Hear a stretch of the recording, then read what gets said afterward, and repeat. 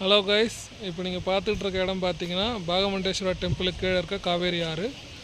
So இந்த இடத்துல நிறைய லோக்கல் ஆளுங்க வந்திருக்காங்க.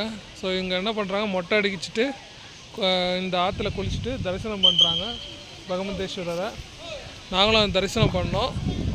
உள்ள டெம்பிள் உள்ள எங்களுக்கு ஃபோட்டோ எடுக்க அனுமதிக்கலை. ஸோ அதனால் அந்த வீடியோஸ் இல்லை.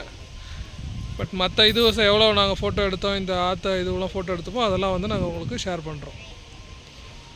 ஓகேங்களா? ஸோ இப்போ இருங்க ஒரு நிமிஷம். இப்போ நீங்கள் பார்த்தீங்கன்னா இந்த காவேரி ஆறு வர்றது உங்களுக்கு நல்லா கிளியராக தெரியும்.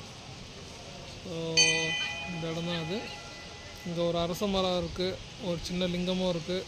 அதையும் சுற்றி வந்துட்டுருக்காங்க மக்கள்லாம்.